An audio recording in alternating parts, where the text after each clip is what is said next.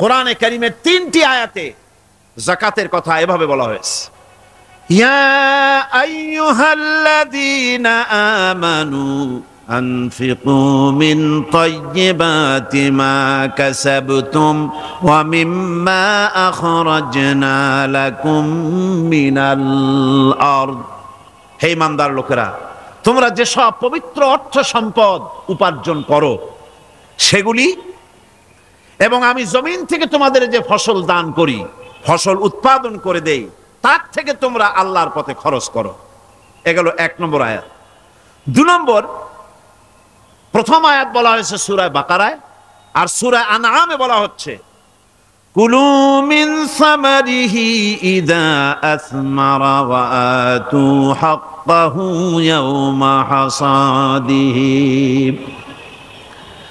তার উৎপাদিত ফল ফসল তোমরা খাও, আর ফসলের একটি অংশ ফসল কাটার দিনেই আল্লাহর হকটা, আল্লাহর অধিকারটা আদায় করে দাও। যেদিন তোমরা ফসল কাটবে সেদিনই এই অধিকারটা আদায় করে দাও। এই যে একটা ফরজ, এই ফরজটা মুসলমানেরা বেমালুম ভুলে গিয়েছে। ফসলের যাকাত তারা দেয় না। ফসলের যাকাতকে বলা হয় ওশর। কি বলা হয়? ওশর। এই ওশর, এখন যদি আপনি গ্রামে গিয়া কোন শিক্ষিত লোককেও যদি জিজ্ঞেস করেন, ভাই ওশর কি চেনো? সে বলবে, ভাই ওশর এটা কি জাতীয় প্রাণী, সারপোকা না তেলাপোকা না আরশোলা, আমি তো এই নামটাম তেমন শুনি টুনি নাই, বুঝবি না ওশরটা কি জিনিস। অথচ নামাজ রোজার মতোই ফরজ ওশর আদায় করা। কবে আদায় করবেন? যেদিন আপনি ফসল কাটবেন সেই দিনই ওশর আদায় করে দিবেন। পরিমাণটা কি হবে? পরিমাণ হবে আকাশের বৃষ্টির পানি দিয়ে, আকাশের বৃষ্টির পানি দিয়া যদি ফসল হয় তাহলে দিবেন 10 ভাগের 1 ভাগ। 10 মণ যদি ধান হয়, গম হয়, ডাল হয়, 1 মণ আল্লাহর অধিকার আদায় করে দিবেন। অধিকারটা কার? আল্লাহ কি করবে দিয়া? আল্লাহর অধিকার মানে গরিবের অধিকার, গরিবের হক। এই অধিকারটা আদায় করে দাও। 10 মণ হলে কয় মণ? কি হলে? যদি আকাশের বৃষ্টির পানিতে হয়। আর যদি আপনার সেচের মাধ্যমে হয়, সেচ পরিকল্পনার মাধ্যমে পয়সা খরচ করে পেট্রোল ডিজেল লাগায়া ইঞ্জিন চালায়া পানি উঠাইয়া কষ্ট করে ফসল ফলাইছেন, তাহলে আল্লাহ পাক বলছেন 10 মণে 1 মণ দেওয়া লাগবে না, তোমার খরচ হইছে বেশি। বান্দারে, তোমার উপরে আল্লাহ পাক জুলুম করবেন না, এবার 20 মণ হলে তার থেকে 1 মণ দিও। সুবহানাল্লাহ। ওয়ামাল্লাহু বিযাল্লামিল লিল আবিদ। আল্লাহ রাব্বুল আলামিন তার বান্দার উপর জুলুম করেন না। সুবহানাল্লাহ। কোন এইভাবে করে ওশরের যাকাতটা তোমরা ঠিকমতো আদায় করে দিও। ওশরটা দিও, ফসলের ওশর দিও, আর টাকার যাকাত দিয়ে দিও। যারা এটা দিবে না তাদের সম্পর্কে আল্লাহ পাক সূরা তওবার ভিতরে বলেছেন, ওয়াল্লাযীনা ইয়াকনিজুনা আয-যাহাবা ওয়াল ফিদ্দাতা ওয়া লা ইউনফিকুনাহা ফি সাবিলিল্লাহি ফাবাশশিরহুম বিআযাবিন আলীম। যারা নাকি স্বর্ণ এবং রৌপ্যকে সঞ্চয় করে, জমা করে, ওয়া লা ইউনফিকুনাহা ফি সাবিলিল্লাহ, আর আল্লাহর রাস্তায় তা খরচ করে না, ফাবাশশিরহুম বিআযাবিন আলীম, তাদেরকে কঠিন পীড়াদায়ক শাস্তির সুসংবাদ দাও। পীড়াদায়ক শাস্তির কি দাও? শাস্তির কি সুসংবাদ হয় নাকি? কত উচিত ছিল শাস্তির দুঃসংবাদ শোনাও, না, আল্লাহ বলছেন সুসংবাদ শোনাও। এটার দৃষ্টান্তটা আমার ভাষায় আমি মানুষকে এভাবে বুঝাই। ছেলে খুব দুষ্ট, দুষ্টামির ঠেলায় অস্থির, তার মা মোটেই সামলাতে পারছে না। তখন মা বলে, বেটা আমার কথা তো শুনলি না, তোর বাবা আসুক, তারপরে আমি তারে নালিশ করব। এমন পিট্টি দেবে, মজা টের পাবি তখন। পিট্টি দিলে কি মজা লাগে নাকি? তার মানে শাস্তির তীব্রতা বুঝাবার জন্য বলা হচ্ছে, মজাটা টের পাবা। আল্লাহ রাব্বুল আলামিন বলছেন, কঠিন পীড়াদায়ক শাস্তির সুসংবাদ ওদের দাও। সোনা রূপা যারা জমা করে রাখে যাকাত দেয় না, আল্লাহর রাস্তায় খরচ করে না। সোনা এখন পুরুষেরাও ব্যবহার করা আরম্ভ করছে। অবশ্য চিটাগংয়ে এমন কাম শুরু হয় নাই। ছাত্র, শিক্ষক, অফিসার গলায় একটা সোনার চেন, শীতের দিনেও সামনের বোতাম খুলে রাখে যাতে চেনটা সকলে দেখে। মিয়া সাহেব, এটা সোনার চেন না, জাহান্নামের আগুনের শিকল পড়েছো। পুরুষের জন্য এক রত্তি সোনাও হারাম। তোমার শরীরের সৌন্দর্য বাড়াবার জন্য স্বর্ণ ব্যবহার করতে পারবা না। স্বর্ণ রৌপ্য জমা করলো আর আল্লাহর রাস্তায় খরচ করলো না। রব্বুল আলামিন বলেন, ইয়াউমা ইউহমা আলাইহা ফি নারি জাহান্নামা ফাতুকওয়া বিহা জিবাহুহুম ওয়া জুনুবুহুম ওয়া যুহুরুহুম। একদিন আসবে এমন যেদিন এই সঞ্চিত ধনরাশি, সোনা দানাগুলি জাহান্নামের আগুন দিয়ে জ্বালানো হবে। আর জাহান্নামের আগুন দিয়ে জ্বালায়া এইগুলি দিয়ে তার পিঠের উপরে আর পাঁজরে সিল মারা হবে জাহান্নামের আগুন দিয়া। বলা হবে, হাদা মা কানাজতুম লিআনফুসিকুম ফাযুকু মা কুনতুম তাকনিজুন। মজা চাখো, স্বাদ গ্রহণ করো।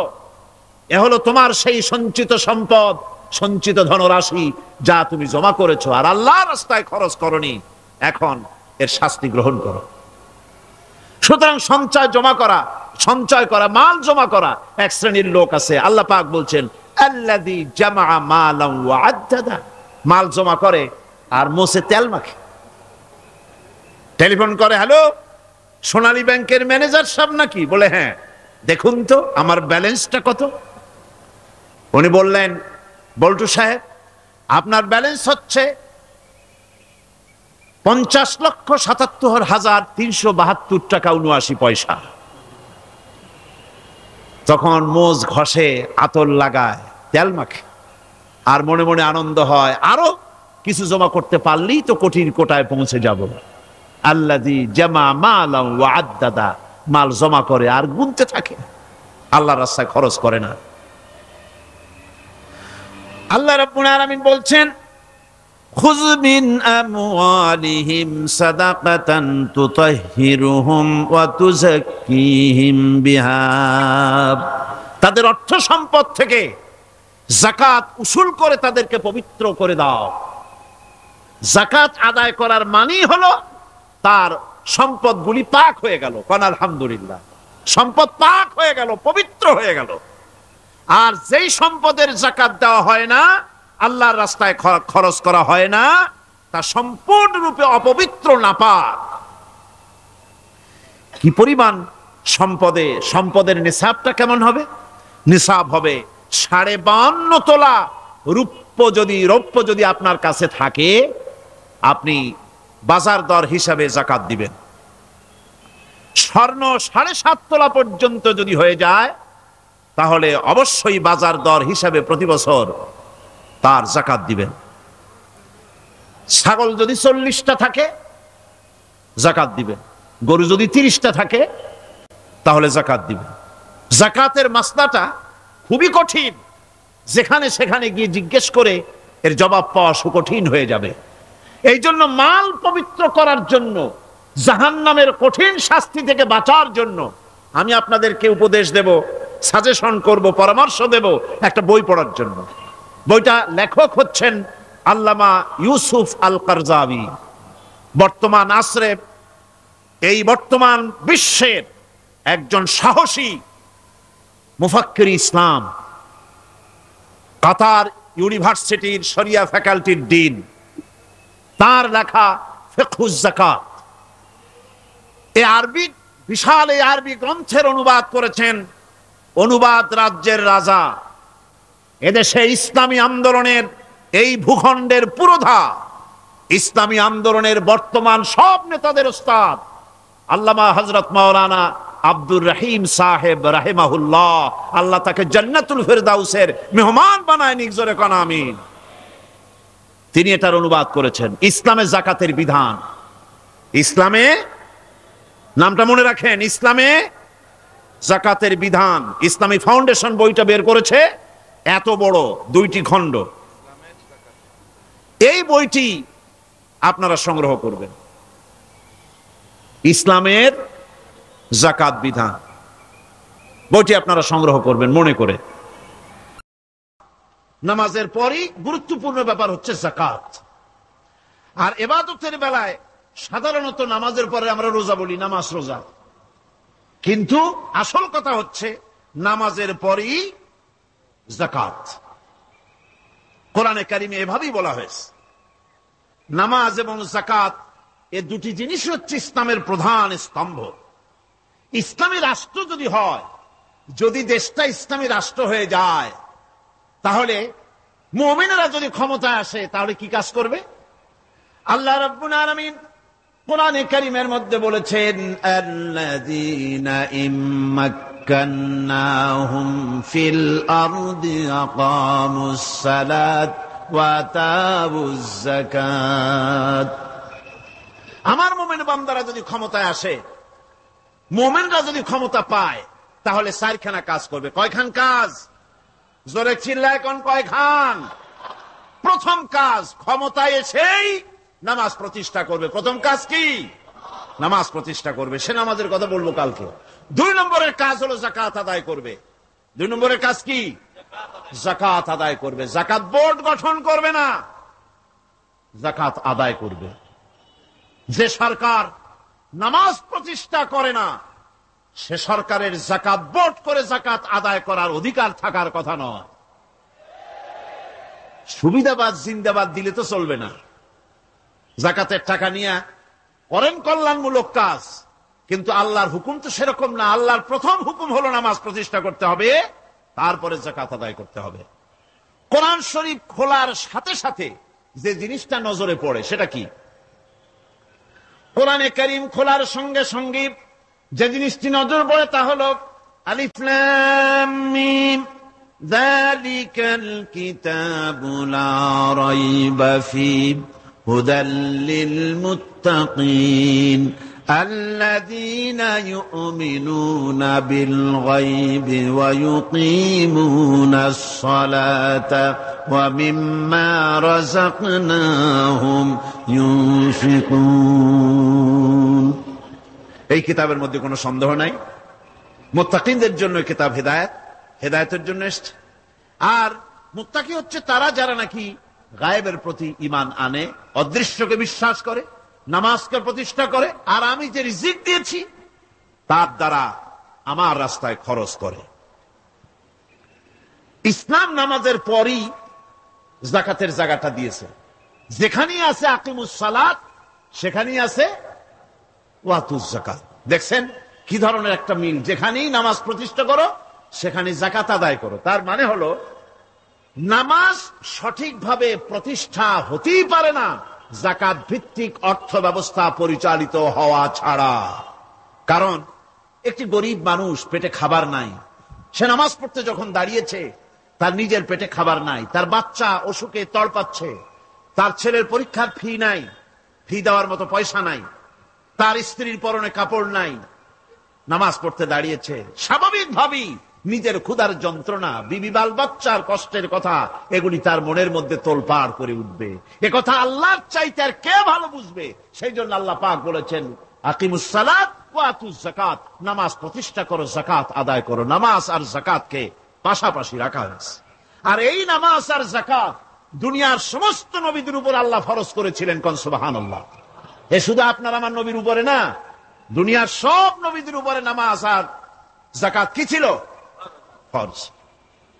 হযরত ইব্রাহিম আলাইহিস সালাম এবং তার বংশের নবীদের কথা উল্লেখ করার পর আল্লাহ রাব্বুল আলামিন বলছেন, ওয়াজআলনাহুম আইম্মাতান ইয়াহদুনা বিআমরিনা ওয়া আওহাইনা ইলাইহিম ফি'লাল খায়রাত وإقام الصلاة وإيتاء الزكاة وكانوا لنا عابدين وجعلناهم أئمة আমি সমস্ত নবীদেরকে নেতা বানাইছি। সমস্ত নবীরা কি? আর এক শ্রেণীর, কি বলবো আমি, আমার কাছে ভাষা আসতেছে না, এক শ্রেণীর ভদ্রলোক বলি, ওনারা বলেন নবীদের নেতা কওয়া যাবে না। আশ্চর্য কথা। এই আয়াতের অর্থ তারা কি করবেন? ওয়াজআলনাহুম আইম্মাতান, নবীদের কথা বলা হচ্ছে, আমি সমস্ত নবীদেরকে নেতা বানিয়েছি, তাদেরকে আমি নির্দেশ করেছি ভালো কাজের, তারা কল্যাণমূলক কাজ করবে এটা নির্দেশ করেছি, নেতা বানিয়েছি। আর তাদেরকে বলেছি কল্যাণমূলক কাজ করার জন্য, নামাজকে প্রতিষ্ঠা করার জন্য, যাকাতকে আদায় করার জন্য। আর তারা সবাই ছিল আমার অনুগত, বাধ্যগত। নবীরা সব হলেন নেতা। নবীরা কি?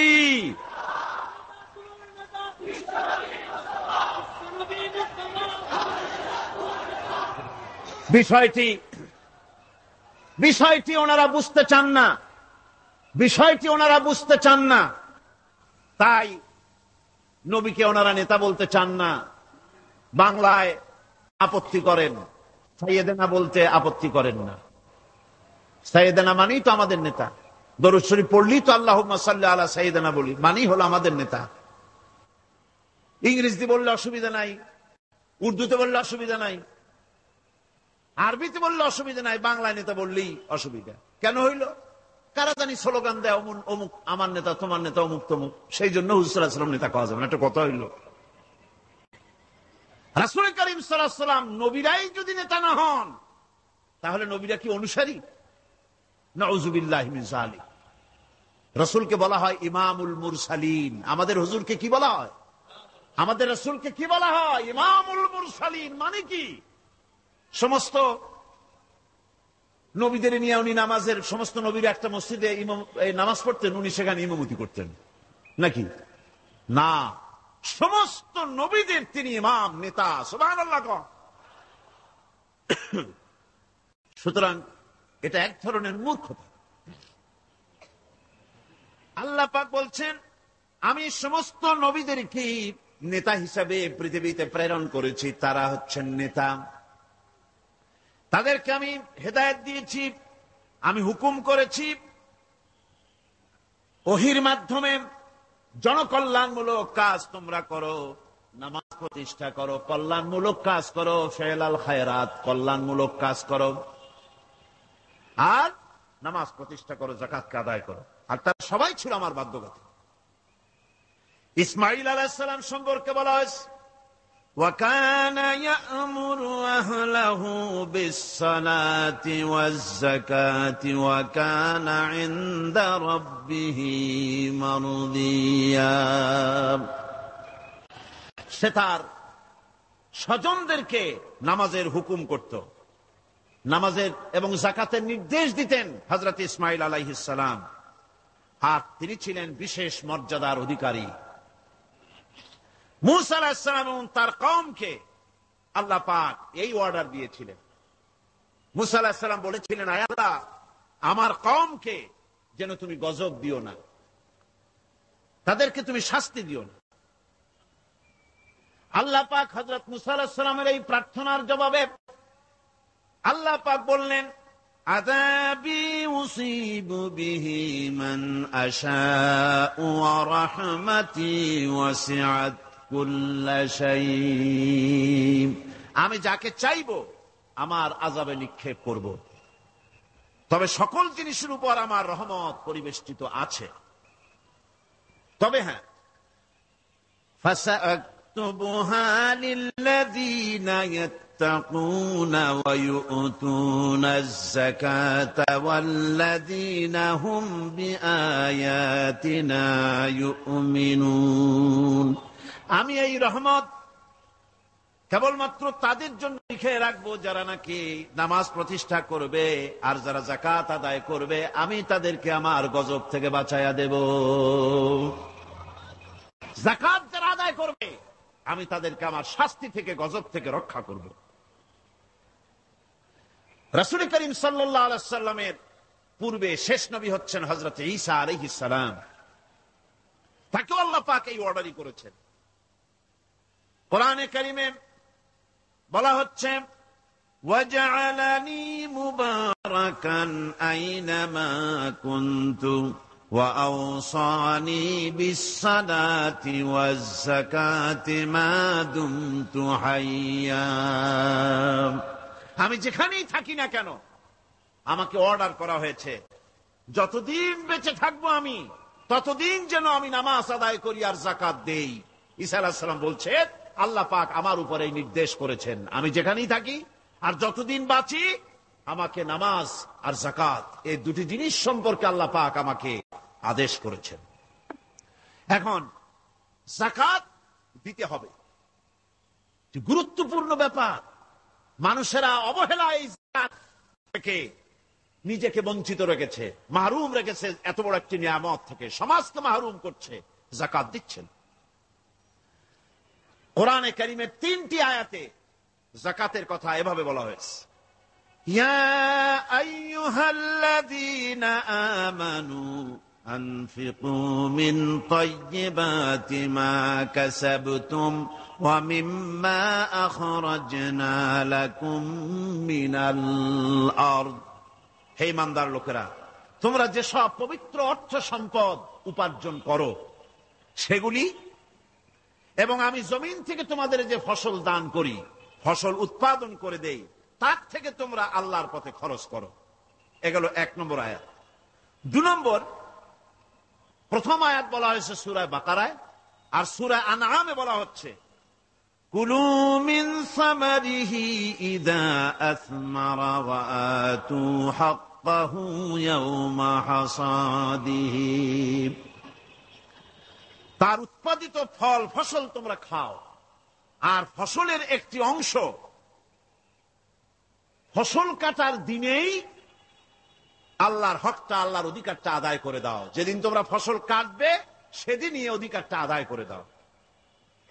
এই যে একটা ফরজ, এই ফরজটা মুসলমানেরা বেমালুম ভুলে গিয়েছে। ফসলের যাকাত তারা দেয় না। ফসলের যাকাতকে বলা হয় ওশর। কি বলা হয়? ওশর। এই ওশর এখন যদি আপনি গ্রামে গিয়া কোন শিক্ষিত লোককেও যদি জিজ্ঞেস করেন ভাই ওশর কি চেনো, সে বলবে ভাই ওশর এটা কি জাতীয় প্রাণী, সারপোকা না তেলাপোকা না আরশোলা, আমি তো নাম টাম তেমন শুনি টুনি নাই, বুঝবি না ওশরটা কি জিনিস। অথচ নামাজ রোজার মতোই ফরজ ওশর আদায় করা। কবে আদায় করবেন? যেদিন আপনি ফসল কাটবেন সেই দিনই ওশর আদায় করে দিবেন। পরিমাণটা কি হবে? পরিমাণ হবে আকাশের বৃষ্টির পানি দিয়ে,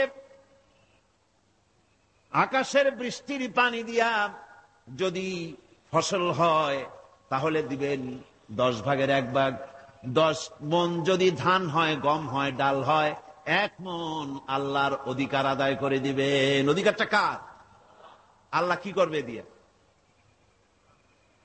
আল্লাহর অধিকার মানে গরিবের অধিকার, গরিবের হক। এই অধিকারটা আদায় করে দাও।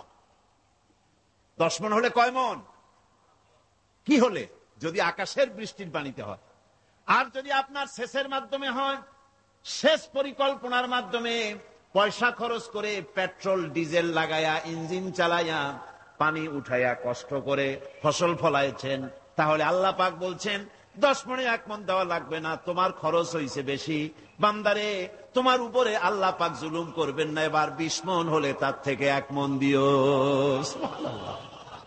ওয়ামাল্লাহু বিযাল্লামিন লিল আবিদ। আল্লাহ রাব্বুল আলামিন তার বান্দার উপর জুলুম করেন না। সুবহানাল্লাহ। কোন এইভাবে করে ওশরের যাকাতটা তোমরা ঠিকমতো আদায় করে দিও। ওশরটা দিও, ফসলের ওশর দিও আর টাকার যাকাত দিয়ে দিও। যারা এটা দিবে না তাদের সম্পর্কে আল্লাহ পাক সূরা তওবার ভিতরে বলেছেন ওয়াল্লাযীনা ইয়াকনিজুনা আয-যাহাবা ওয়াল ফিদ্দা الفضة ولا ينفقونها في سبيل الله فبشرهم بعذاب أليم। যারা নাকি স্বর্ণ এবং রৌপ্যকে সঞ্চয় করে, জমা করে, ওয়ালা ইউনফিকুনাহা ফি সাবিলিল্লাহ, আর আল্লাহর রাস্তায় তা খরচ করে না, ফাবাশশিরহুম বিআযাবিন আলীম, তাদেরকে কঠিন পীড়াদায়ক শাস্তির সুসংবাদ দাও। পীড়াদায়ক শাস্তির কি দাও? শাস্তির কি সুসংবাদ হয় নাকি? হয়তো উচিত ছিল শাস্তির দুঃসংবাদ শোনাও, না, আল্লাহ বলছেন সুসংবাদ শোনাও। এটার দৃষ্টান্তটা আমার ভাষায় আমি মানুষকে এভাবে বুঝাই। ছেলে খুব দুষ্ট, দুষ্টামির ঠেলায় অস্থির, তার মা মোটেই সামলাতে পারছে না। তখন মা বলে, বেটা আমার কথা তো শুনলি না, তোর বাবা আসুক, তারপরে আমি তারে নালিশ করব। এমন পিট্টি দেবে, মজা টের পাবি তখন। পিট্টি দিলে কি মজা লাগে নাকি? তার মানে শাস্তির তীব্রতা বুঝাবার জন্য বলা হচ্ছে, মজাটা টের পাবা। আল্লাহ রাব্বুল আলামিন বলছেন, কঠিন পীড়াদায়ক শাস্তির সুসংবাদ ওদের দাও, সোনা রূপা যারা জমা করে রাখে, যাকাত দেয় না, আল্লাহর রাস্তায় খরচ করে না। সোনা এখন পুরুষেরাও ব্যবহার করা আরম্ভ করছে। অবশ্য চিটাগংয়ে এমন কাম শুরু হয় নাই। ছাত্র, শিক্ষক, অফিসার গলায় একটা সোনার চেন, শীতের দিনেও সামনের বোতাম খুলে রাখে যাতে চেনটা সকলে দেখে। মিয়া সাহেব, এটা সোনার চেন না, জাহান্নামের আগুনের শিকল পড়েছ। পুরুষের জন্য এক রত্তি সোনাও হারাম। তোমার শরীরের সৌন্দর্য বাড়াবার জন্য স্বর্ণ ব্যবহার করতে পারবে না। স্বর্ণরৌপ্য জমা করল আর আল্লাহর রাস্তায় খরচ করল না। রব্বুল আলামিন বলেন, ইয়াউমা ইউহমা আলাইহা ফি নারি জাহান্নামা ফাতুকওয়া বিহা জিবাহুহুম ওয়া জুনুবুহুম ওয়া যুহুরুহুম। একদিন আসবে এমন, যেদিন এই সঞ্চিত ধনরাশি, সোনা দানাগুলি জাহান্নামের আগুন দিয়ে জ্বালানো হবে। আর জাহান্নামের আগুন দিয়ে জ্বালায়া এইগুলি দিয়ে তার পিঠের উপরে আর পাঁজরে সিল মারা হবে জাহান্নামের আগুন দিয়া। বলা হবে, হাদা মা কানাজতুম লিআনফুসিকুম ফাযুকু মা কুনতুম তাকনিজুন। মজা চাখো, স্বাদ গ্রহণ করো, এ হলো তোমার সেই সঞ্চিত সম্পদ, সঞ্চিত ধনরাশি যা তুমি জমা করেছো আর আল্লাহর রাস্তায় খরচ করনি। এখন এর শাস্তি গ্রহণ করো। সুতরাং সঞ্চয় করা, মাল জমা করা এক শ্রেণীর লোক আছে। আল্লাহ পাক বলছেন, আল্লাযী জামা মালান ওয়া আদ্দাদা, মাল জমা করে আর মোছে তেল মাখে। টেলিফোন করে, হ্যালো, সোনালী ব্যাংকের ম্যানেজার সাহেব নাকি? বলে, হ্যাঁ, দেখুন তো আমার ব্যালেন্সটা কত। উনি বললেন, বল্টু সাহেব, আপনার ব্যালেন্স হচ্ছে 50,77,372 টাকা 79 পয়সা। তখন মোজ ঘষে, আতর লাগায়, তেল মাখে, আর মনে মনে আনন্দ হয়, আরো কিছু জমা করতে পারলেই তো কোটির কোটায় পৌঁছে যাব। আল্লাযী জামা মালান ওয়া আদ্দাদা, মাল জমা করে আর গুনতে থাকে, আল্লাহর রাস্তায় খরচ করে না। আল্লাহ রাব্বুল আলামিন বলছেন, খুয মিন আমওয়ালিহিম সাদাকাতান তুতাহহিরুহুম ওয়া তুযাক্কিহিম বিহা, তাদের অর্থ সম্পদ থেকে যাকাত উসুল করে তাদেরকে পবিত্র করে দাও। যাকাত আদায় করার মানেই হলো তার সম্পদগুলি পাক হয়ে গেল। কারণ আলহামদুলিল্লাহ, সম্পদ পাক হয়ে গেল, পবিত্র হয়ে গেল। আর যেই সম্পদের যাকাত দেওয়া হয় না, আল্লাহর রাস্তায় খরচ করা হয় না, তা সম্পূর্ণরূপে অপবিত্র, নাপাক। কি পরিমাণ সম্পদের নিসাবটা কেমন হবে? নিসাব হবে 52.5 তোলা রূপ্য রৌপ্য যদি আপনার কাছে থাকে, আপনি বাজার দর হিসাবে যাকাত দিবেন। স্বর্ণ 7.5 তোলা পর্যন্ত যদি হয়ে যায়, তাহলে অবশ্যই বাজার দর হিসাবে প্রতি বছর তার যাকাত দিবেন। ছাগল যদি 40টা থাকে, যাকাত দিবেন। গরু যদি 30টা থাকে, তাহলে যাকাত দিবেন। যাকাতের মাসলাটা খুবই কঠিন, যেখানে সেখানে গিয়ে জিজ্ঞেস করে এর জবাব পাওয়া সুকঠিন হয়ে যাবে। এই জন্য মাল পবিত্র করার জন্য, জাহান্নামের কঠিন শাস্তি থেকে বাঁচার জন্য আমি আপনাদেরকে উপদেশ দেব, সাজেশন করব, পরামর্শ দেব একটা বই পড়ার জন্য। বইটা লেখক হচ্ছেন আল্লামা ইউসুফ আল কারজাবী। বর্তমান আসরের, এই বর্তমান বিশ্বের একজন সাহসী মুফাক্কির ইসলাম, কাতার ইউনিভার্সিটির শরিয়া ফ্যাকাল্টির ডিন। তার লেখা ফিকহুজ যাকাত, বিশাল এই আরবি গ্রন্থের অনুবাদ করেছেন অনুবাদ রাজ্যের রাজা, এদেশে ইসলামী আন্দোলনের, এই ভূখণ্ডের পুরোধা ইসলামী আন্দোলনের বর্তমান সব নেতাদের ওস্তাদ আল্লামা হযরত মাওলানা আব্দুর রহিম সাহেব রাহিমাহুল্লাহ, আল্লাহ তাকে জান্নাতুল ফেরদাউসের মেহমান বানায় নিক, জোরে কোন আমিন। তিনি এটার অনুবাদ করেছেন ইসলামে যাকাতের বিধান। ইসলামে, নামটা মনে রাখেন, ইসলামে যাকাতের বিধান। ইসলামী ফাউন্ডেশন বইটা বের করেছে, এত বড় 2টি খণ্ড। এই বইটি আপনারা সংগ্রহ করবেন, ইসলামের যাকাত বিধান। বইটি আপনারা সংগ্রহ করবেন মনে করে। এখন যাকাতের নিসাব আমি বললাম, এবার বলবো যাকাতের খাত। আমি যা বলতেছি এগুলি আমার বানানো নাকি? আল্লাহর কথা বলছি। কার কথা? আল্লাহর কথা। যাকাত কোথায় কোথায় ব্যয় করবেন, কারে কারে দিবেন?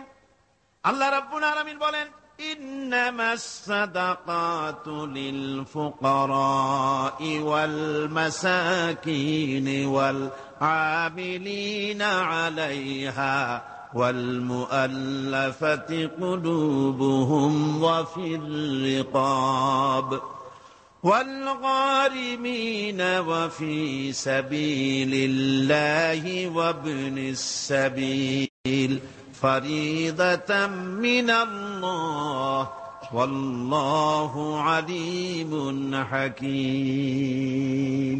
সূরা তাওবার মধ্যে আল্লাহ পাক যাকাত কোথায় কোথায় দিবেন খাতগুলি আল্লাহ বলে দিচ্ছেন। কোন আলহামদুলিল্লাহ। যেখানে সেখানে যাকাত দেওয়া যাবে না। যাকাতের জন্য খাত হচ্ছে 8টা। যাকাতের জন্য খাত কয়টা? 8টা। 8টি খাতে আপনার যাকাতের টাকা আপনি ব্যবহার করবেন, ব্যয় করবেন। প্রথম দিবেন ফকিরদেরকে। প্রথম দিবেন কাদেরকে? ফকির। ফকির কারা?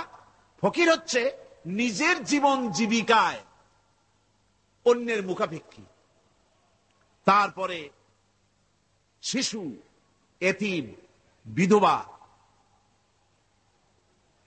জীবন চালানো খুবই কষ্টকর, অভাবগ্রস্ত লোক, এরা হচ্ছে ফকির। আর মিসকিন হচ্ছে যারা নিজেদের প্রয়োজন উপযোগী অর্থ উপার্জন করার সামর্থ্য নাই, আর মানুষের কাছে আত্মমর্যাদার কারণে হাত পাততেও পারে না। এক কথায় এক গরিব ভদ্রলোক।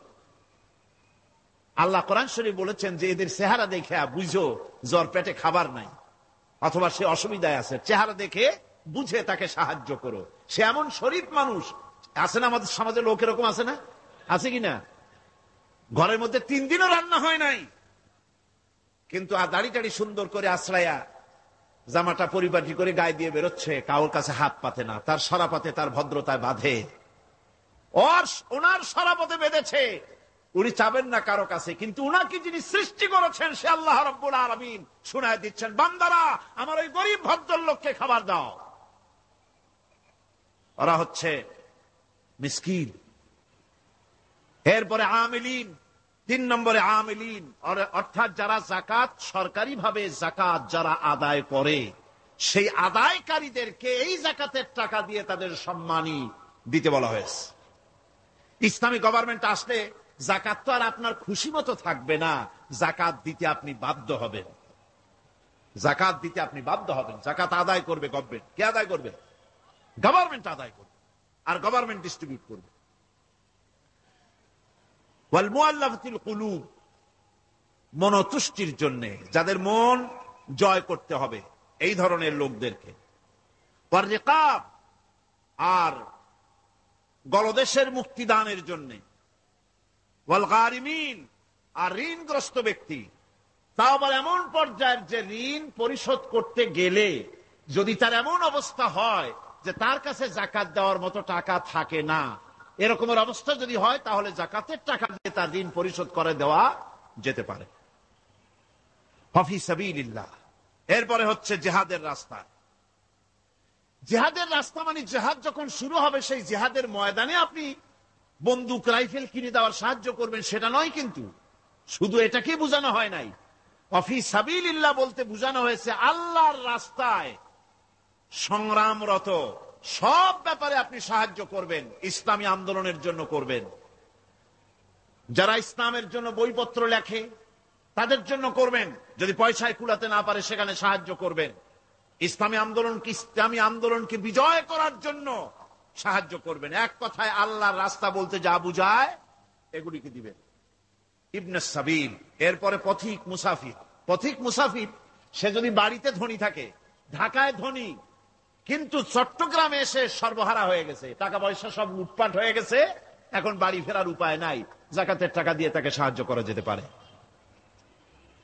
এই 8টি খাতে এভাবে জাকাত দেওয়ার জন্য আল্লাহ খাত সৃষ্টি করেছেন। কয়টা খাত হলো? 8টা খাত। ইসলাম জাকাত ভিত্তিক অর্থ ব্যবস্থা কায়েম করে, আর অনৈসলামিক সরকার সুদ ভিত্তিক অর্থ ব্যবস্থা কায়েম করে। জাকাত আর সুদের মধ্যে পার্থক্য কি? জাকাত হচ্ছে, এক কথায় বুঝাই, ব্যাখ্যা দেব না, এক কথায় বুঝাবো। জাকাত হচ্ছে ধনীদের কাছ থেকে নেও, গরিবদেরকে দাও। আবার শুনুন, জাকাত হচ্ছে ধনীদের কাছ থেকে নাও, গরিবদেরকে দাও। আর সুদ হচ্ছে গরিবদের কাছ থেকে নাও, ধনীদেরকে দাও। টাকায় টাকা টানে। একজনে শুনছিল টাকায় টাকা টানে, সে মনে করলো কেমনে টাকায় টাকা টানে। তারপরে সে এক ব্যাংকের সামনে গিয়ে অনেক টাকার মধ্যে নিজের একটা টাকা ছুড়ে মেরেছে। ঘন্টা 2 দাঁড়ায় আছে, দেখে যে তার টাকা আসে না। তখন ব্যাংকের দারোয়ান এসে পিছন থেকে গলাটা ঠেসে ধরছে, বেটা তুমি চোর নাকি, না হাইজাকার, না মাস্তান, না সাদাবাজ? কয় যে না, আমি এর কোনোটাই না। তাহলে এই পজিশন নিয়ে দেখতেছো কি? কয় যে আমি শুনছিলাম টাকায় টাকা টানে, সেজন্য আমার পকেটে একটা টাকা ছিল, ওই যে কেশিয়ার টাকাগুলি গুনতেছে ওইখানে মারলাম, দেখেনি টাকা, আমার টাকায় কিছু টাকা টাইনে আনে। এতক্ষণ দাঁড়ানো, আমার টাকা তো টানলই না, আমার যে একটা টাকা তাও আসে না। দারোয়ান বলছে, বেটা তুমি ঠিকই শুনেছো, টাকায় টাকা ঠিকই টানে, ওই অনেকগুলা টাকা তোমার একটা টাকারে এমন ভাবে টাইনিয়া ধরছে, বাইরে আবার উপায় নেই।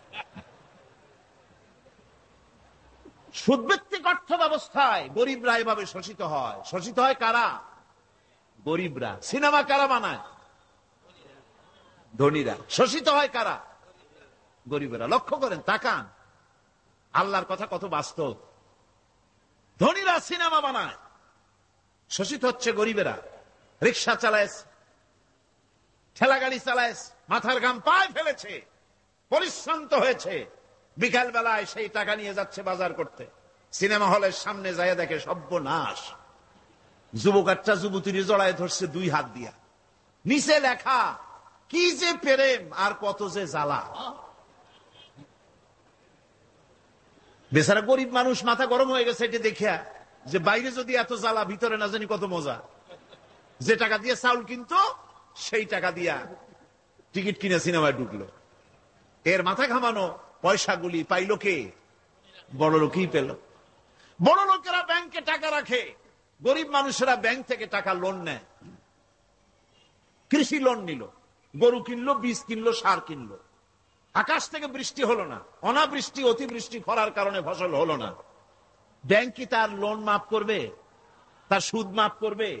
শেষ পর্যন্ত গরুটা বেচা, মায়ের হাতের, বউর হাতের শেষ চুড়ি গাছা বিক্রি করে লোন পরিশোধ করলো, বড় লোকের টাকা ওখানে ছিল, ওই টাকায় আরো টাকা গিয়ে জমলো, আর গরিব ফতুর হয়ে গেল।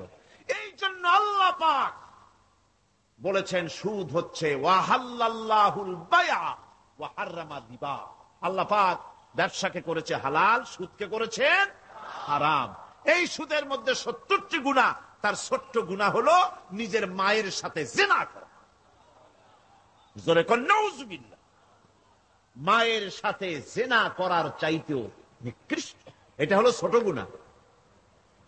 টের পাইছেন? এইটাই হলো ছোট গুনাহ। তাহলে বড় গুনাহ কি? বড় গুনাহ হচ্ছে আল্লাহ আর তার রাসূলের সাথে যুদ্ধ করা। নাউজুবিল্লাহ পড়ে।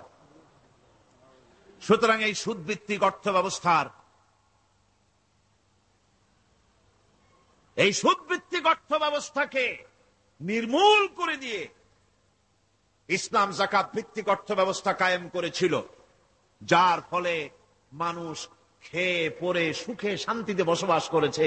চুরি নাই, ডাকাতি নাই, জেনা নাই, ব্যভিচার নাই, হত্যা নাই, ধর্ষণ নাই।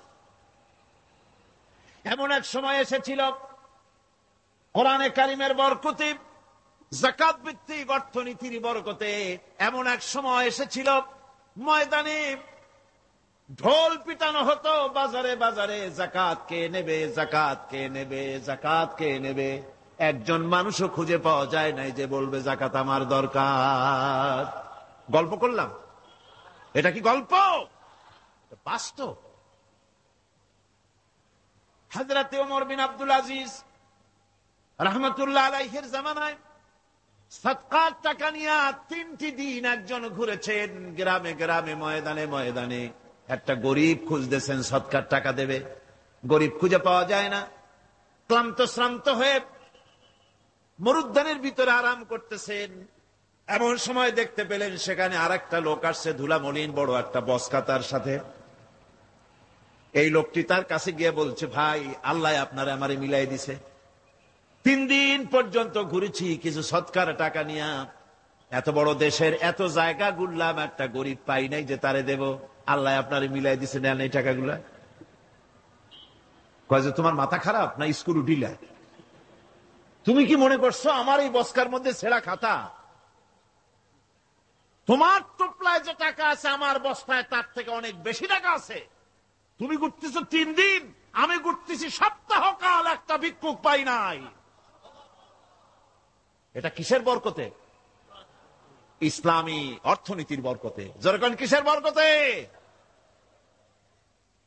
কপাল পোড়া জাতি, কপাল পোড়া জাতি সেই বরকতপূর্ণ সমাজ ব্যবস্থার দিকে না গিয়ে কোন নেতা কোন নেত্রী কি কইল সেদিকে দৌড়ায়, সেদিকে দৌড়ায় পাগলের মতো।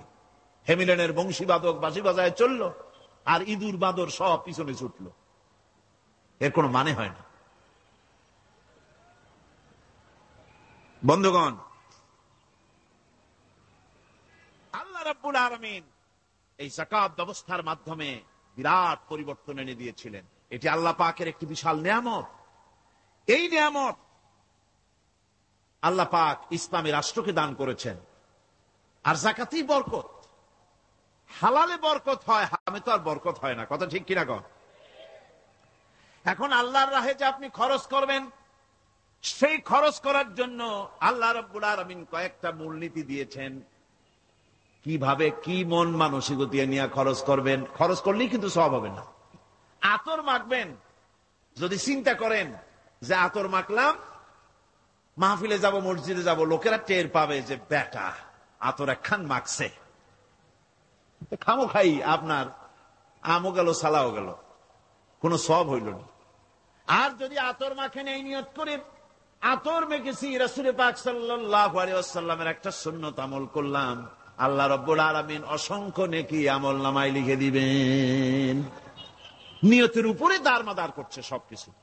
এখন আপনি যে খরচ করবেন, সেই খরচটা কিভাবে করবেন, কি মন মানসিকতায় করলে পরে আল্লাহ খুশি হবেন, সেই কথাটি আল্লাহ পাক কোরআনে কারিমের মধ্যে বলছেন। আমি আপনাদের সামনে সেগুলি বলছি। দানটা হতে হবে কেবলমাত্র আল্লাহরে খুশি করার জন্য। মনে রাখেন, এটা হলো এক নম্বর। কি দানটা হতে হবে কারে খুশি? জোরে কোন?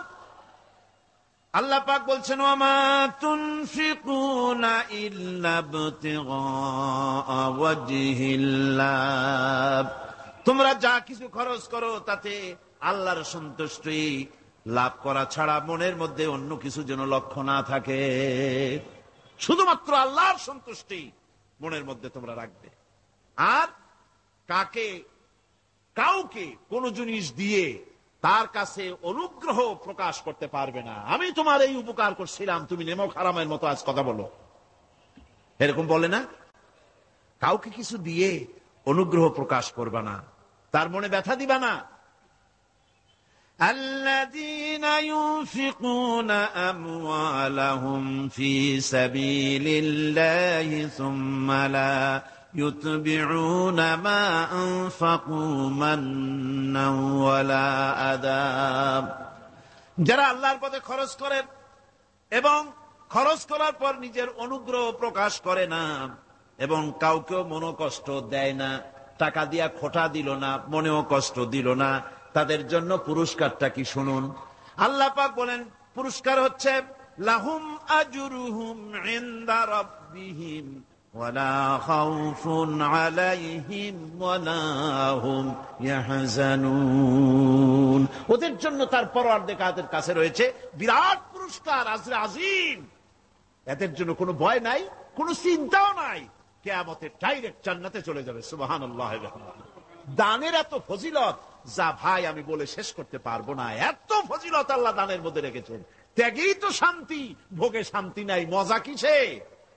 জোরে কন্যা মজা কিসে? ত্যাগের ভিতরেই মজা। এরপরে আল্লাহ পাক বলছেন আল্লাহর পথে 3 নম্বরে হতেছে আল্লাহর পথে যা খরচ করবা বেছে বেছে ভালো জিনিসটা দিও, বাইসা বাইসা ছেঁড়া জামাটা দিও না। পকেটে হাত দিয়া দান করবে, পকেটে হাত দিয়া হাত আর বাইর করে না। কারণ কি? খুঁজে দেখে যে 10 পাই না, 4 না, কম পয়সাটা দেবে, 12টা দেবে না। টাকা বের করে ওর মধ্যে ময়লা পচা গন্ধ লাগে, ওইটা দান করবে, আর টাটকা টাকাটা পকেটে রেখে দেবে। এই স্বভাব আমাদের আছে কিনা? আছে কিনা? আরে বাবা, টাকা কি আপনি পকেটে রাখতে পারবেন? ওটা দেওয়া লাগবে না, এরে দেন তারে দেন, কাউকে কিন্তু দেবেনি। আমাদের এই বদভ্যাস আল্লাহ আমাদেরকে মাফ করুন, কোন আমিন বলেন, আমিন। দান করার সময় বেছে বেছে খারাপটা দিও না, ছেঁড়া কাপড়টা দিও না, অখাদ্য কুখাদ্য দান করো না। বিয়ার মজলিস, বিবাহে অনেক লোক দাওয়াত দিয়েছে, বেশি করে রান্না করছে, কম যদি হয়ে যায় বড় মিয়ার ইজ্জত নষ্ট হয়ে যাবে। মেহমান কম আসলো, এখন এই খাবারগুলি না পারিয়া তারপরে গরিবদের দেয়, না পেরে যখন খাবার কেউ নাই তখন গরিবদের দেয়। গরিবদের উদ্দেশ্য করে কিন্তু বানানো হয় নাই। এটা হলো একজনের রুটি খাচ্ছিল, এক কৃপণ বখিল রুটি খেতে বসেছে, স্থির একটা আসে রুটিতে সু মারল, সু মেরে রুটিটা নিয়ে গেছে। বেচারা পিছনে পিছনে দৌড় আরম্ভ করছে, গালি দিতে দিতে। মরার সিল, আর তুই জায়গা পাইলি না।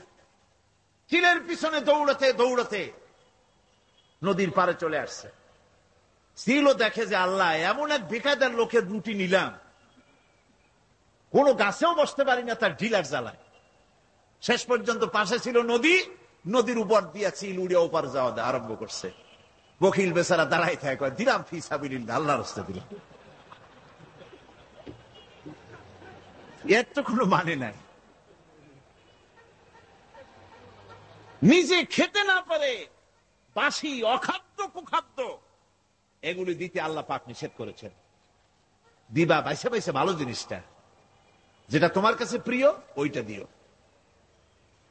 তুমি যদি খারাপটা দাও তাহলে আল্লাহ তোমার দেবেন ওই মানের। কিয়ামত আছে না, কিয়ামত ওই মানের পাবা।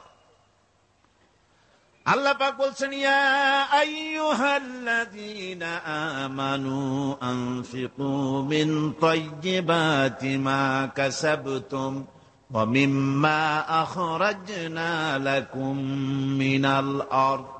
তোমরা যে উপার্জন করেছো, সেই উপার্জনে তোমাদের জন্য যা উপার্জন করেছো তাই, আর মাটির ভিতর থেকে আমি যা তোমাদের জন্য দিয়েছি তার থেকে ভালো জিনিস, ভালো ভালো জিনিস আমার রাস্তায় খরচ করো। এটা কার অর্ডার? আল্লাহর অর্ডার। আর খরচ করার জন্য ওয়ালা তায়াম্মামুল খাবিসা মিনহু তুনফিকুন, খরচ করার জন্য বাইসা বাইসা খারাপ জিনিসগুলি খুঁজে বেড়াইও না, ভালো জিনিসগুলি আমার রাস্তায় খরচ করো। আর যতদূর সম্ভব গোপনে দিও, যতদূর সম্ভব দান গোপনে করো, মানুষকে শুনায়ও না অমুক জায়গায় দিলাম, বা মানুষকে দেখায় দেখায় দিও না। কোন কোন শহর আছে কোরবানির সময় বিরাট গরু কেনা হয়, সেই গরুর গলায় মালা দিয়া তারপরে শহরে রাস্তায় রাস্তায় ঘুরানো হয়, অমুক মিয়া সাহেব এই গরুটা কোরবানি করবে। এরকম চিটাগং এ হয় না, অন্য অন্য জেলায় হয়। জি, এখানেই বেশি হয়। তাই আশ্চর্য কথা। তাহলে তো উচিত, এরকম যদি উদ্দেশ্য হয় তাহলে বড় মিয়া গরুর সাথে একসাথেই হাঁটা উচিত, লোকেরা বুঝুক কোন বড় মিয়া আর কোন বড় গরু।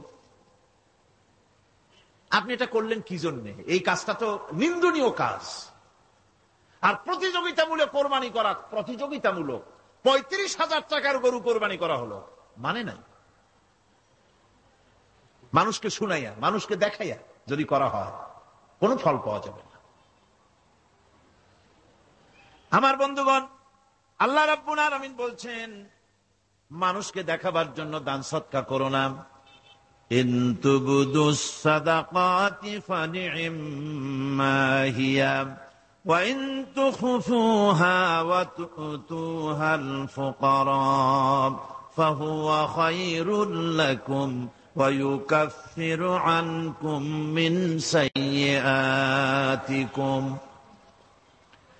প্রকাশ্যভাবে খরচ করলে তা ভালো, আল্লাহ পাক বলছেন প্রকাশ্যভাবে খরচ করলে তা ভালো, কিন্তু গোপনে দান করা সবথেকে উত্তম। তবে প্রকাশ্যে দান করতে গিয়ে যদি এটা এই জন্য হয় যে আমি দিলে পরে আরো একজন উৎসাহিত হয়ে দেবে, সমাজ কল্যাণ পরিষদের এত বড় বিশাল মাহফিল, 16 লক্ষ টাকা খরচ হবে, দিলাম আমি 1 লাখ টাকা, এটা শুনাইয়া বলার পর আমার কথা শুনিয়া আরো যাদের টাকা আছে তারা হয়তো 2 লাখ দেবে, এই চিন্তা করে যদি তারগিবের জন্য, উৎসাহ প্রদানের জন্য, ইন্সপিরেশনের জন্য যদি হয়, এই নিয়ত হলে ক্ষতি নেই। কিন্তু সর্বাবস্থায় দানটা গোপন হয় ভালো। আল্লাহ পাক বলেন গোপনে যদি তুমি দান করো তাহলে আমি রব্বুল আলামিন ওই গোপন দানের বিনিময় তোমার সমস্ত গোপনীয় গুনাহগুলি আমি রব্বুল আলামিন মাফ করে দেব, তোমার গোপন গুনাহগুলি মাফ করে দেব। 5 নম্বরে হচ্ছে নির্বোধ আর অজ্ঞ লোকদেরকে প্রয়োজনের অতিরিক্ত টাকা দিবা না। দেখেন ইসলামের কি সুন্দর বিধান। বোকা, নির্বোধ, অজ্ঞ আছে না সমাজে? তুমি মহব্বতে, আল্লাহর মহব্বতে ওর লাগে 500 টাকা দিয়ে দিলা 5,000 টাকা, এ তো সর্বনাশ করে ফেলাবে, সে তো খারাপ জায়গায় তা ব্যয় করবে। এই জন্য অজ্ঞ লোকদেরকে, নির্বোধ লোকদেরকে প্রয়োজনের অতিরিক্ত দিতে আল্লাহ নিষেধ করেছেন। তবে আল্লাহর ইচ্ছা হচ্ছে এই যে যত বড় পাপী হোক আর যত বড় খোদাদ্রোহী হোক না কেন, প্রত্যেকের খাওয়া, পড়া, শিক্ষা, চিকিৎসা গ্যারান্টি দিতে হবে। সুবহানাল্লাহ। কোন এর নাম তো আল্লাহ, এর নাম কি? আল্লাহ পাক, যার ভেতরে কোনো কার্পণ্যতা নাই। আল্লাহরে মানলেও আল্লাহ খাইতে দেন, না মানলেও দেন, সকলকেই দেন সমভাবে।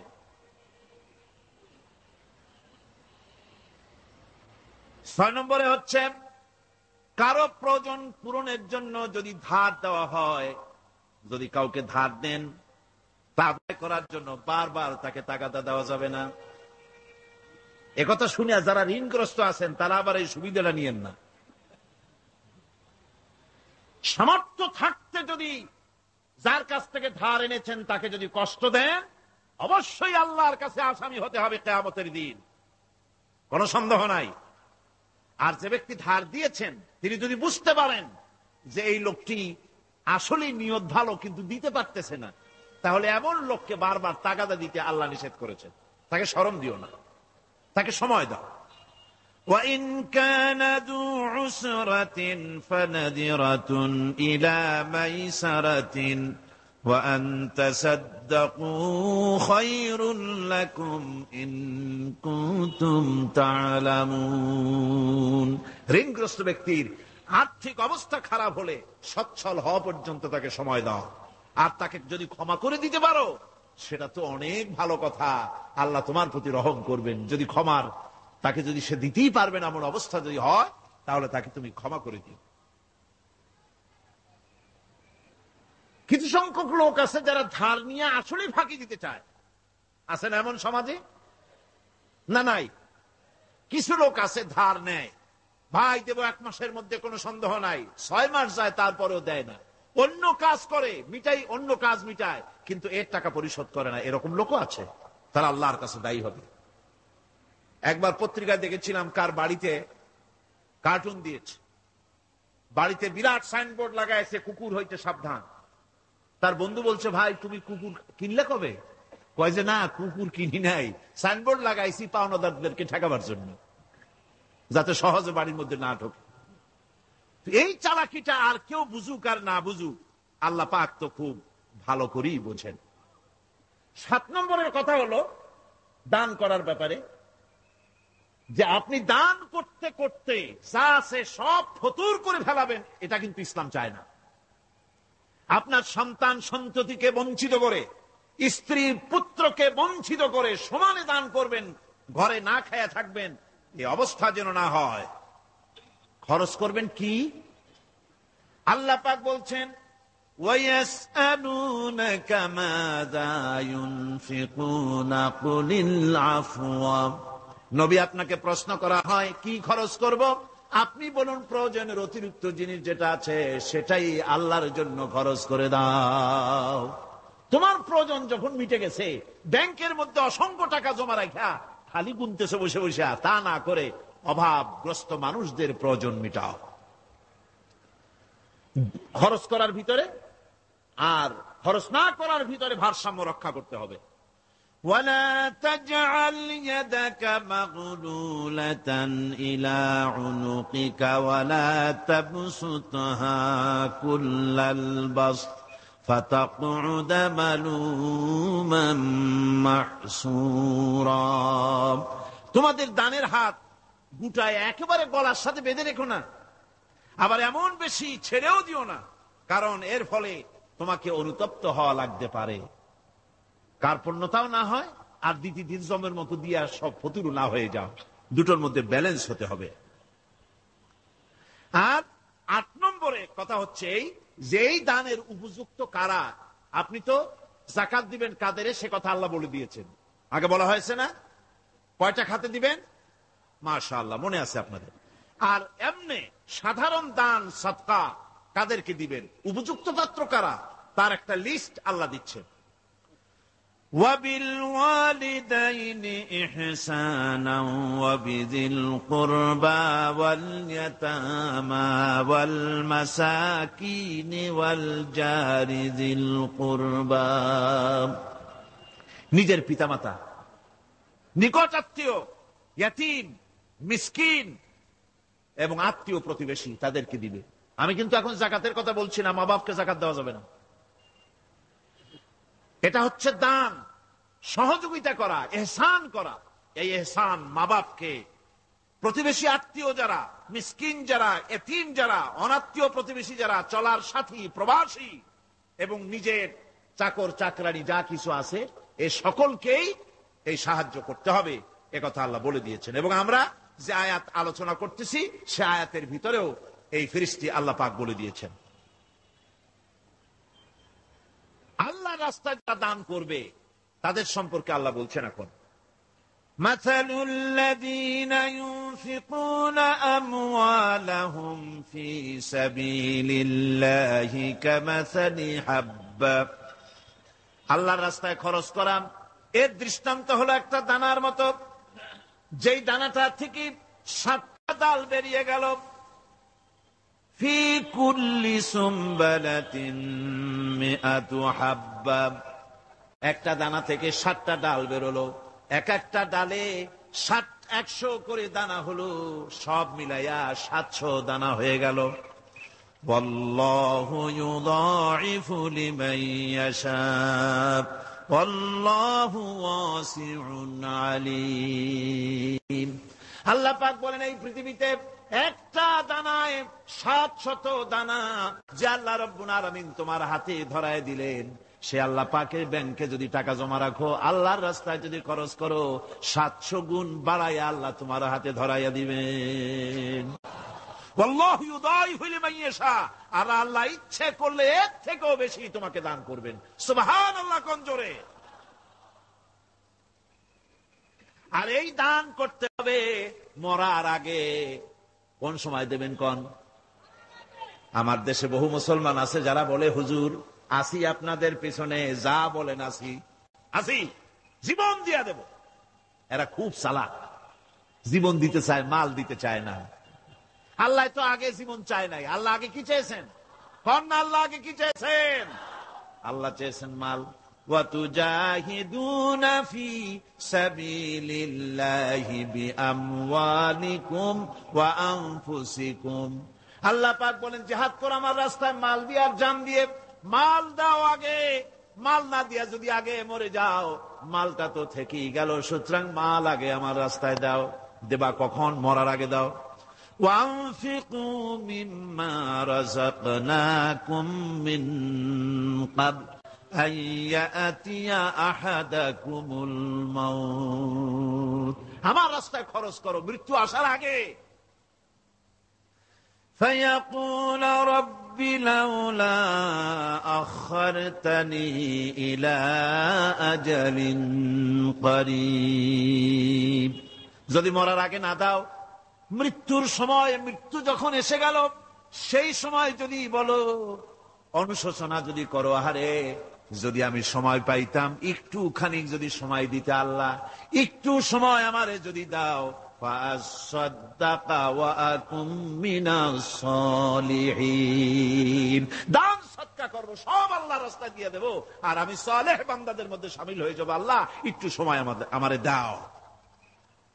আল্লাহ পাক বলছেন ওয়ালাই ইউআখিরাল্লাহু নাফসান ইযা জাআ আজালুহা আল্লাহু খাবীরুম বিমা তা'মালুন।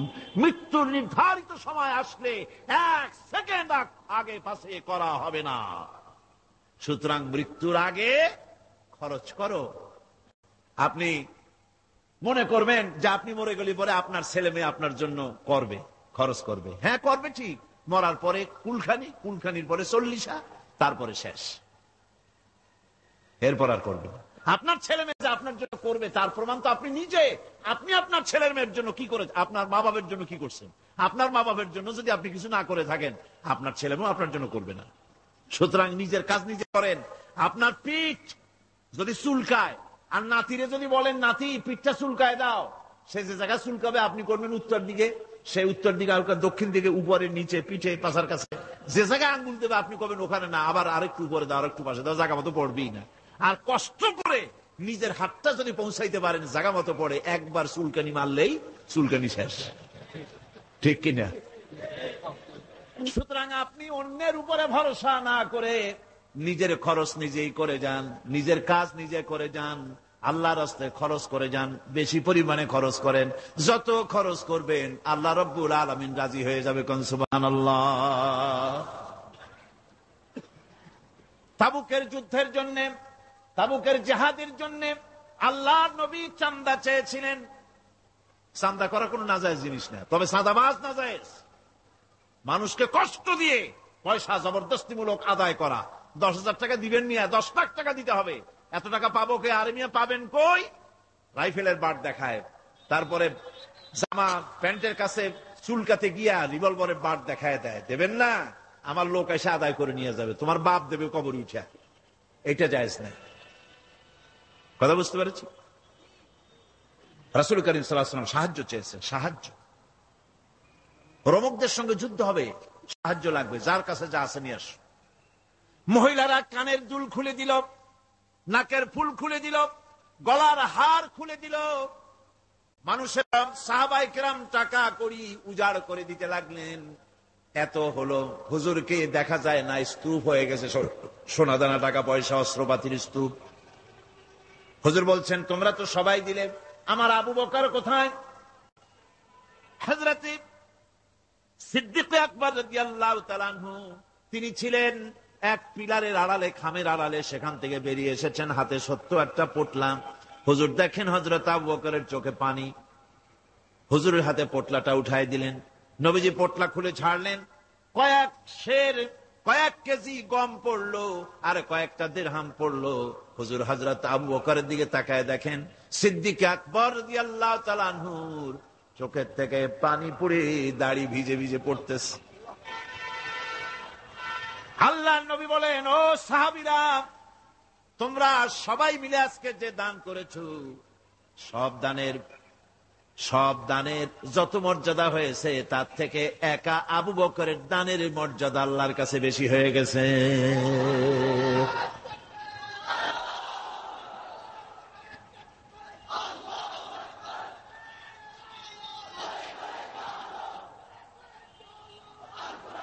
সাহাবায়ে কেরামের মনের ভিতরে প্রশ্ন জাগলো, এটা কেমনে হলো?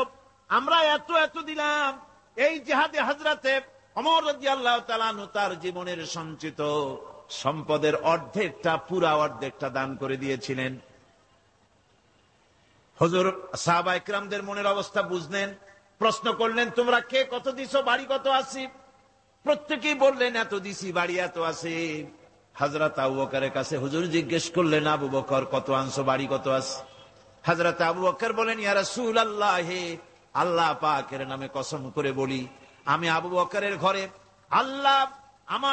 আমি আবু বকরের বাড়িতে জাগতিক সম্পদ বলতে যা বুঝায় সব এনে রাসূল কারীমের কদম মোবারকে হাজির করেছি। আমি আবু বকরের ঘরের ভিতরে এখন আল্লাহ তার রাসূল ছাড়া কোনো জিনিস বাকি নাই, সব এনে দিয়েছে। আমার ভাইয়েরা, এই জন্য আল্লাহ রাব্বুল আলামিন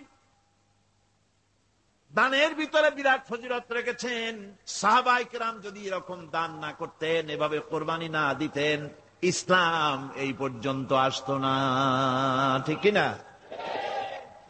ইসলামের জন্য সবচেয়ে বড় অবদান নবীর পরেই সাহাবায়ে কেরাম রিদওয়ানুল্লাহ তাআলা আলাইহিম আজমাইন। এই জিহাদে হযরত আব্দুল্লাহ জুলবাজাদাইন কিছু দিতে পারেন নাই, বুখারী শরীফের হাদিস। কিছু নাই, দেবে কি? লুঙ্গিও আনতে পারেন নাই, ল্যাংটো হয়ে তাকে তাড়াই দেওয়া হয়েছিল, ল্যাংটো করে। গায়ে জামা নাই, পরনে লুঙ্গি নাই, মার কাছ থেকে একটা ছেঁড়া কম্বল নিয়ে সেই কম্বল পরে আসছিলেন মদিনা মুনাওয়ারায়। তাবুকের যুদ্ধে কোনো চাঁদা তিনি না দিতে পেরে মনটা বড়ই দুর্বল। তিনি আল্লাহর নবীকে প্রতিমধ্যে গিয়া ধরলেন, তাবুকের দিকে যাচ্ছেন আর প্রতিমধ্যে নবীর সামনে গিয়ে দাঁড়ায় গেছেন, বলতেছেন, ইয়া রাসূলুল্লাহ, এই জিহাদে আমি তো কিছুই দিতে পারলাম না, আমার তো কিছু নাই, দেওয়ার মতো কিছুই নাই, কিছুই তো দিতে পারলাম না, শরীরটা ছাড়া আমার কাছে আর কিছুই নাই। হুজুর আপনি আমার জন্য দোয়া করেন, আমি যেন ইসলামের জন্য আমার জানটা দিয়ে দিতে পারি। নবীজি বললেন, একটা গাছের ছাল নিয়ে আসো, দেখো পাও নাকি। হযরত আব্দুল্লাহ ঘুরে ঘুরে একটা গাছের ছাল নিয়ে আসলেন। নবীজি ছালটা হাতে নিয়ে হযরতে আব্দুল্লাহ জুলবাজাদাইনের ডান হাতে বাঁধে দিলেন আর বললেন, আল্লাহ, আমি আব্দুল্লাহর রক্ত কাফেরদের জন্য হারাম করে দিলাম। হে আল্লাহ, তুমি আব্দুল্লাহর রক্ত কাফেরদের জন্য হারাম করে দাও।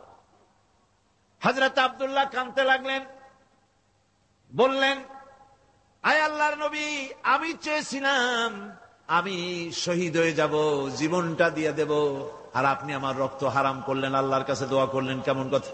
হুজুর বলেন, আব্দুল্লাহ, তোমার জন্য এমন দোয়া করা হয়েছে, এখন যদি তুমি ঘরে বসে জ্বর হয়েও মরো, আল্লাহ রাব্বুল আলামিন তোমার শাহাদাতের মর্যাদা দিয়ে দিবেন।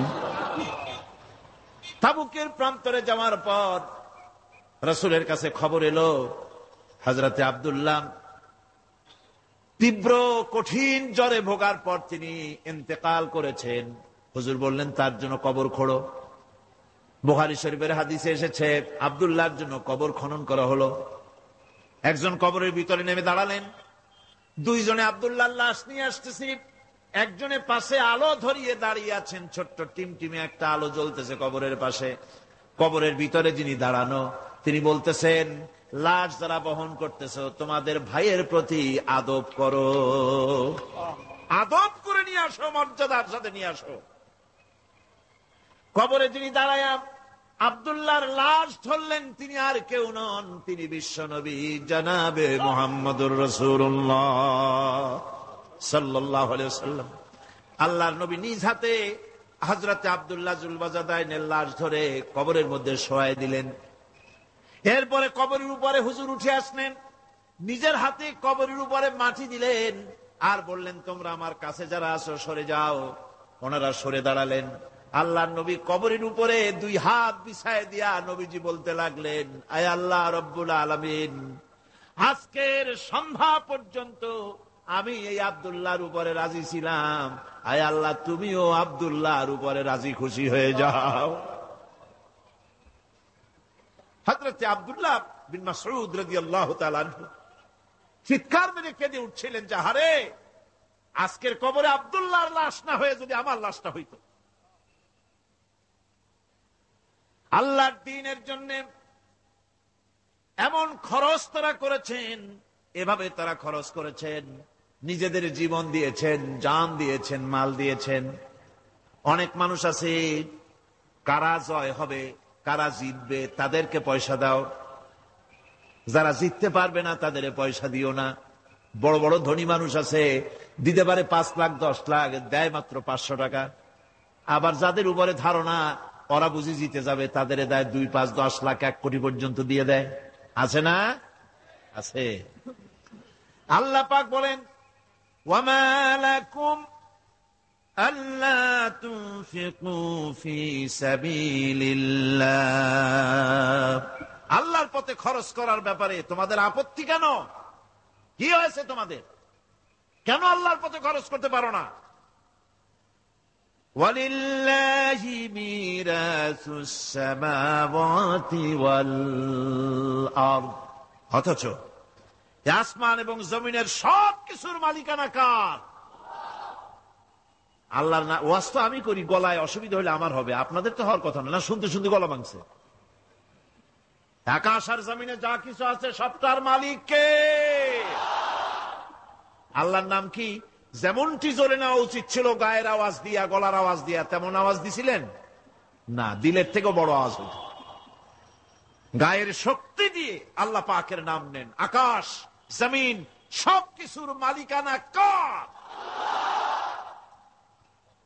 সে আল্লাহ রাব্বুল আলামিন বলেন, লা ইয়াস্তাবি মিনকুম মান আনফাকা মিন ক্বাবলিল ফাতহি ওয়া ক্বাতালা। আল্লাহ পাক বলছেন, তোমাদের মধ্য থেকে যারা আল্লাহর রাস্তায় অংশগ্রহণ করে, যারা লড়াই করে, আর যারা খরচ করে বিজয়ের পূর্বে, যারা লড়াই করে না আর খরচ করে না বিজয়ের পূর্বে, তারা কখনো সমান নয়। সুদিনে বসন্তের কোকিল হবা, ইন্নী মাকুম, আমরাও আপনাদের সাথে ছিলাম, এটার কোনো দাম নাই। সুতরাং ইসলামের বিজয় আসবে ইনশাআল্লাহ। বলেন ইনশাআল্লাহ। ইসলামের বিজয় আসবে। বিজয় আসার পর এরপর আপনার টাকা দিয়া হবেটা কি? তখন টাকার অসুবিধা হবে না ইনশাআল্লাহ। এখন টাকা দরকার, ইসলামের জন্য এখন পয়সা দরকার। জান খুলে টাকা দাও, প্রাণ খুলে পয়সা দাও। যারা ইসলামের কথা বলে, যারা ইসলামের আন্দোলন করে, কলেজে করে, বিশ্ববিদ্যালয় করে, মাঠে করে, ময়দানে করে, আল্লাহর দ্বীন প্রতিষ্ঠার জন্য খেয়ে না খেয়ে যারা কষ্ট করে, দু হাতে তাদের দাও। বিজয় আসার আগেই দাও। আল্লাহ পাক বলছেন। কে বলছে? আমার বন্ধুগণ, আল্লাহ রাব্বুল আলামিনের পথে এভাবে খরচ করায় আল্লাহ রাব্বুল আলামিন খুশি হয়ে যান। তাই তার পথে খরচ করতে হবে। সবশেষে একখানা হাদিস আপনাদের শোনাই। ওয়ান আবি হুরায়রা রাদিয়াল্লাহু তাআলা আনহু قال قال رسول الله صلى الله عليه وسلم السخي قريب من الله وقريب من الجنة قريب من الناس بعيد من النار।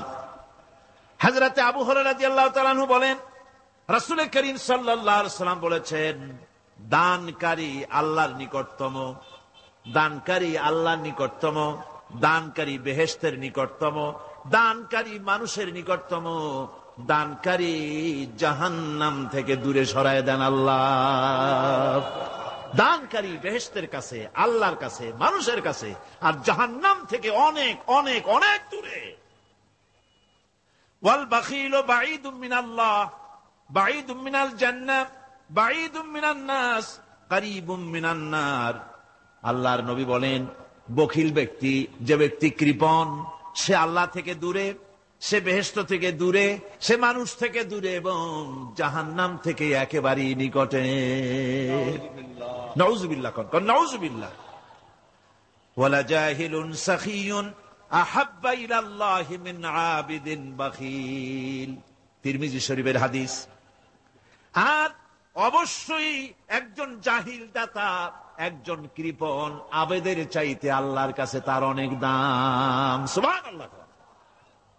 সুতরাং আল্লাহর পথে প্রাণ খুলে আল্লাহর পথে দেওয়ার জন্য মন তৈরি করুন। আল্লাহ যা দিয়েছেন, যেমন জোয়ার, যেমন ভাটি তেমন জোয়ার। কুয়ার পানি যদি না উঠান, কুয়ার পানি ক্রমান্বয়ে পচে যাবে, নষ্ট হবে। পানি যত উঠাবে, কুয়া পানি তত জারি থাকবে। কোন সুবহানাল্লাহ। দিতে থাকবেন আল্লাহর রাস্তায়, দিতে থাকবেন, ততই কল্যাণ হবে, মুক্তি হবে, শান্তি পাবেন। মোনাজাতের জন্য বসেন, এক্ষুনি মোনাজাত। মোনাজাতের জন্য দাঁড়ানো ভাইরা সব বসে পড়েন। আল্লাহুম্মা আমিন। রব্বানা যালামনা আনফুসানা ওয়া ইন লাম তাগফির লানা ওয়া তারহামনা লানাকুনান্না মিনাল খাসিরিন। রব্বানা লা তুযিগ কুলুবানা বা'দা ইয হাদাইতানা ওয়া হাব লানা মিন লাদুনকা রাহমাতান ইন্নাকা আনতাল ওয়াহ্হাব। আয় আল্লাহ তাআলা, এই বিশাল জনসমুদ্র নিয়ে তোমার দরবারে হাত তুলেছি পবিত্র মেরাজের রজনীতে। আয় আল্লাহ, তুমি দয়া করে মেহেরবানি করে আমাদের আলোচনা, দুরুদ সালামের সওয়াব আমাদের বিশ্ব নবী, তোমার প্রিয় হাবিব জনাবে মুহাম্মদ রাসূলুল্লাহ সাল্লাল্লাহু আলাইহি ওয়াসাল্লামের রূহ মুবারকে পৌঁছায়া দাও। সমগ্র বিশ্বের মাটির নিচে যত মুমিন মুমিনাত শুয়ে আছেন, তাদের আরো আর পরে সওয়াব পৌঁছায় দাও। আমাদের মা বাপ যাদের দুনিয়া থেকেই বিদায় হয়ে গেল, আল্লাহ কবরগুলিকে জান্নাতের টুকরায় পরিণত করে দাও। রব্বিরহামহু